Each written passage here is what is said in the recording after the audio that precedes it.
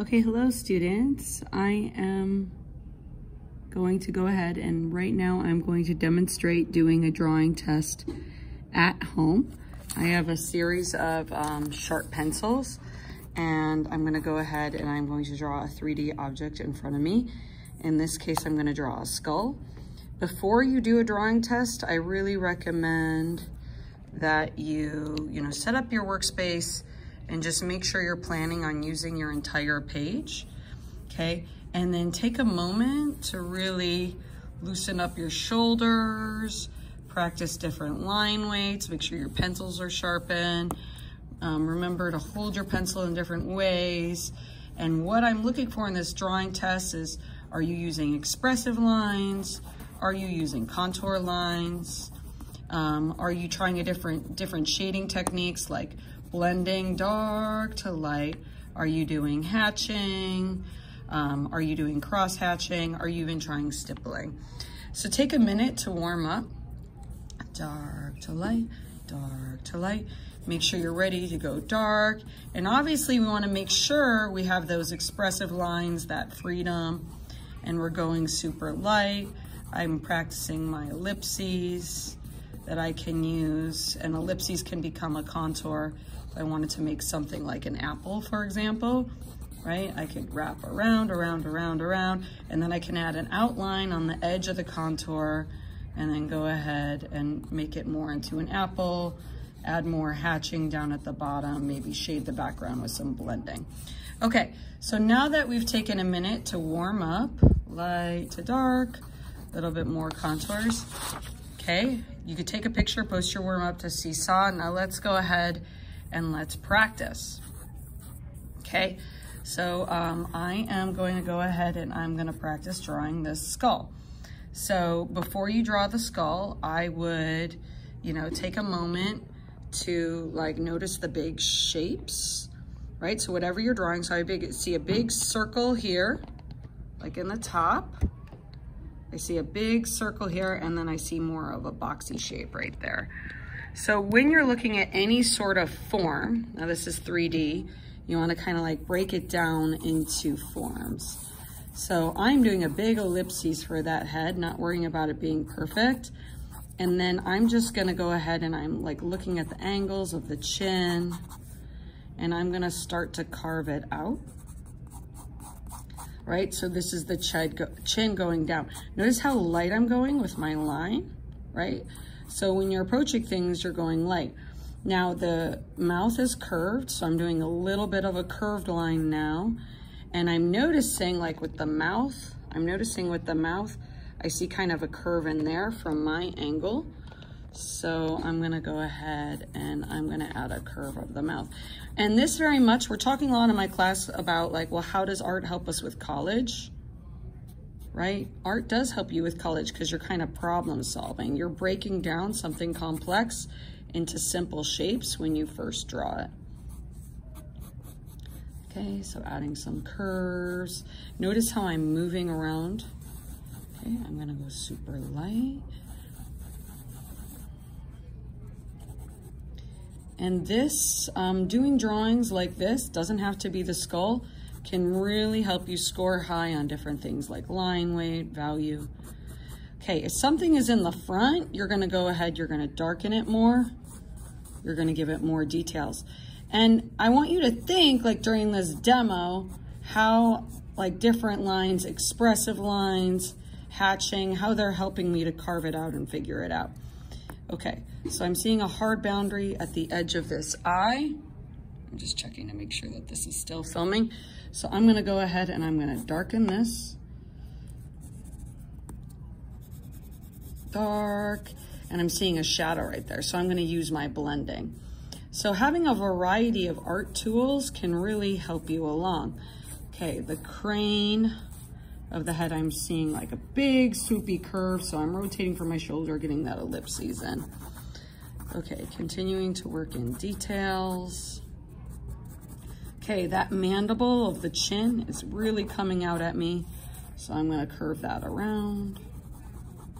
And I'm breaking it down into different shapes. So I'm gonna add a lot of hatching, really getting the edge in. Okay, Now, I'm not overthinking things, and I'm gonna kind of draw faster. Now I'm looking for something called value. And some of you are posting value scales to Seesaw. That is a great exercise to go back and do some value scales. Okay, I'm going in, I'm darkening this, dark to light. Okay, really coming in with some details. Okay, so I have this bridge of the zygomatic process coming around, and then all of a sudden it disappears, so I'm gonna go lighter with my line weight. Okay, now I'm getting that skull, it's kind of round. All right, I'm missing something. I'm missing a bone that's coming out like this. So I'm gonna go in. Can you erase? Yes. And I'm gonna see if I can show that curve right here of the bone. So I was talking in class about how lines tell stories. So lines tell you which way the bone is bending. So it can really help you to get relationships in.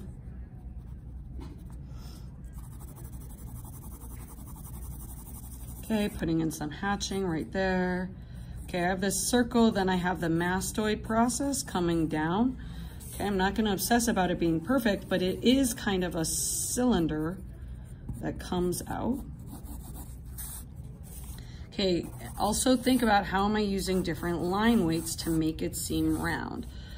And I'm thinking about things like, okay, well, where is the light coming from? Okay, the skull is bending up right there.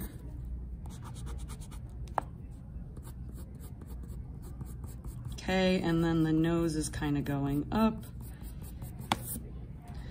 So the curves of my hatching are really telling me which way different things are bending. Okay, and then dark to light. So I have a lot of shadow happening right there. And then I have the eyebrow coming up, so maybe I'm gonna pull that up. Making adjustments as I go. I'm feeling like this mouth might be coming out a little too much. I'm going to erase some of my guiding lines right there. Pulling that away. And then it's starting to look a little bit more accurate. So you make adjustments. That's why we start super light. This is the inside of the nose. And you're slowly adding in values. Now this other eye socket is super dark. That's at a dark value. So I'm turning my pencil to the side and I'm really darkening that. Okay. And then I'm noticing that this right here, it's a little darker. So I'm adding another layer of blending. I haven't used any stippling yet and I'm looking for dots of texture. I got some dots right there on the nose because I know that's part of my drawing assessment is using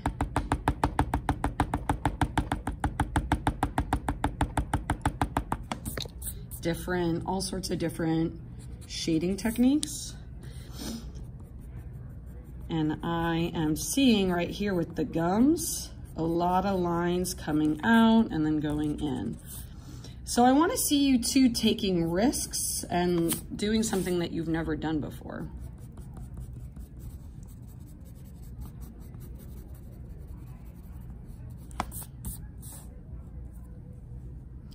And this is hard, the gums right here.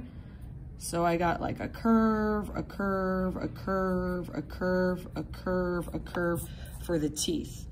Now I'm not gonna obsess over all the teeth, but I'll give myself a guiding line.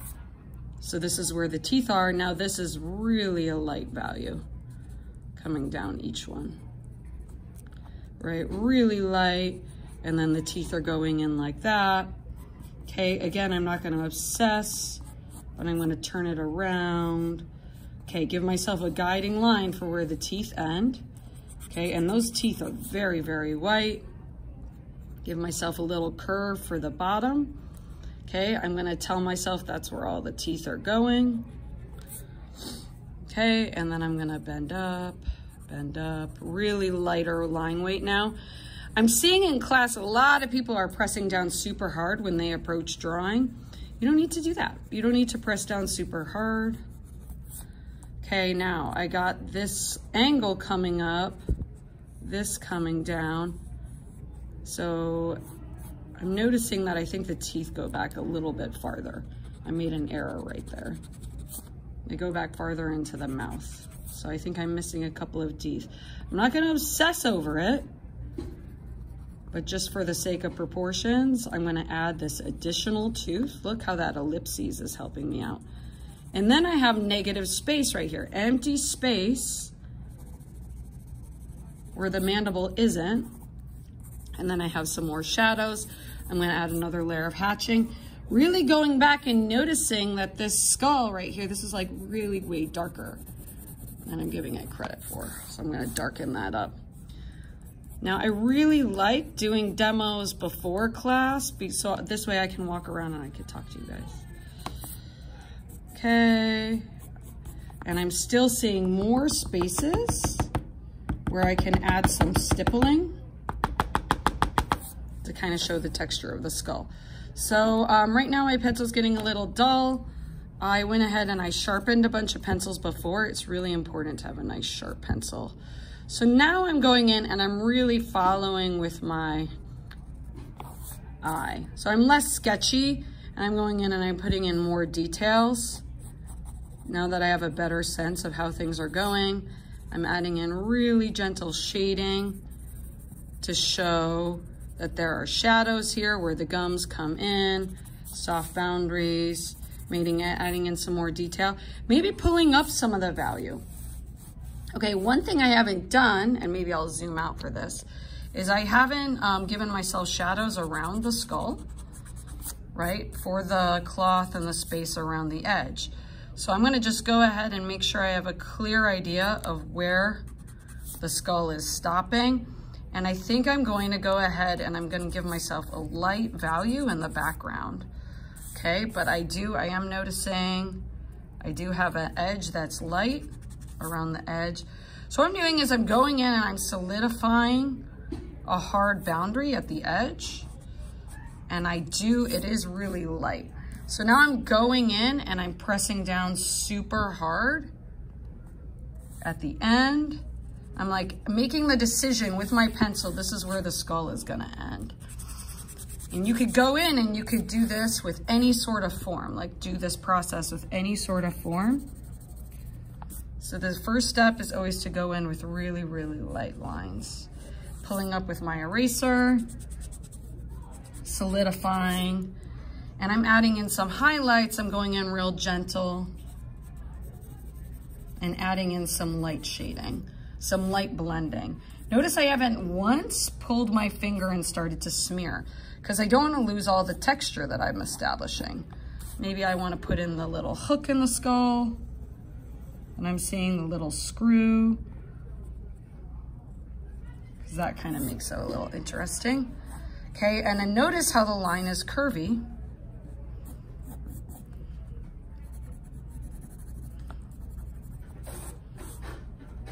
Okay, so always, I don't want to get too lost, but what I was working on was doing a really light line all the way around the edge. Now I think the skull is a little bit bigger, so I'm just kind of going really light. Go real light with a line first, and then darken it. Now I'm not going super dark with this line in the back, because the truth is that the skull is farther away. Okay, maybe like this end of the skull is farther away. I want to have all my details in the front, so I'm going to really darken the ends of these teeth, for example, right? With a heavier line might give more detailed definition to the things in the front, right? Because those things are closer to me, even like the inside gums. Those things are closer to me, so I'm gonna give it more detail. But in the back, I'm not gonna add as much detail, so it feels like it's farther away. Okay, maybe I'm turning the pencil to the side, going really light with my line.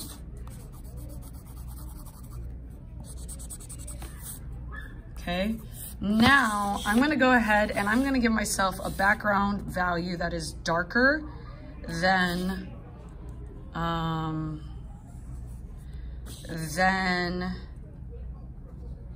the skull. Okay, I'm just giving myself little guiding lines of where the cloth is. Okay. So notice how I'm varying my line weight, right? Varying my pressure, and I'm turning my pencil to the side now, not pressing down super light, but I'm actually rotating my paper and giving myself a nice dark value along the side.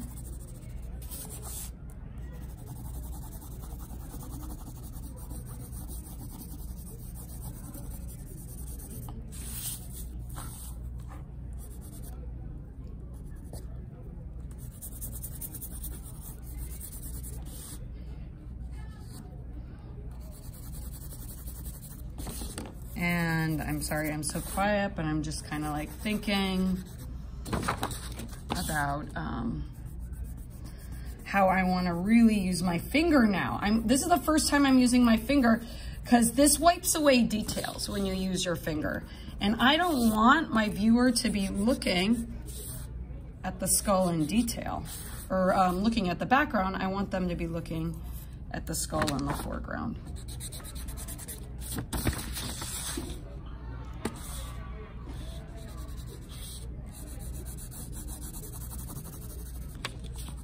And this is where I've been telling my students you could have a more expressive line in the background. You know, have fun if you want to say something about the skull, how you're feeling about, I mean, obviously a skull is a symbol of death. Okay, now I'm going to go in and I'm going to add a shadow because there is a shadow in the cloth. And I'm going to use some expressive line. Maybe I'm going to go in curves. And I'm only blending in the background. Now I want to add more detail for the teeth in the front.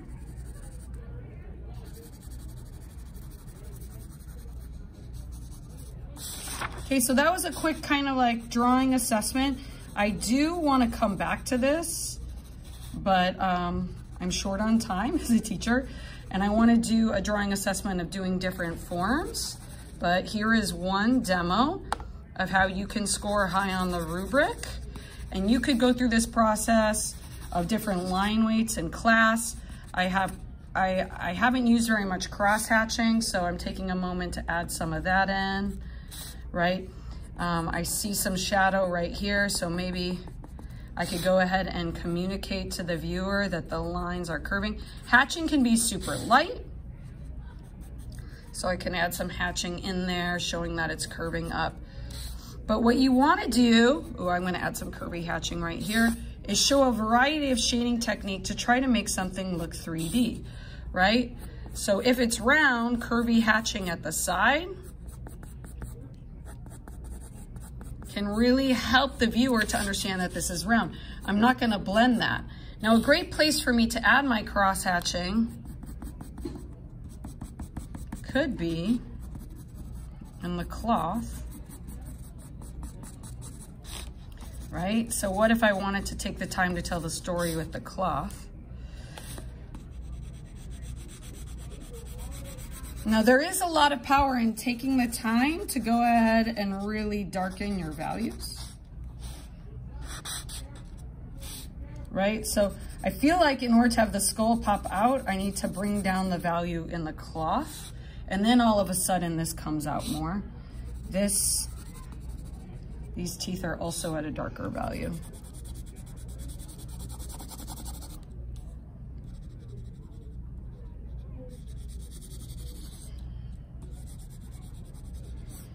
Okay, so this is a good start. I would love to keep working at this. Maybe I want to add some cross hatching, some expressive line right here to kind of show the bending of the cloth. Maybe some stippling to show that the texture of the cloth. Maybe some curvy lines.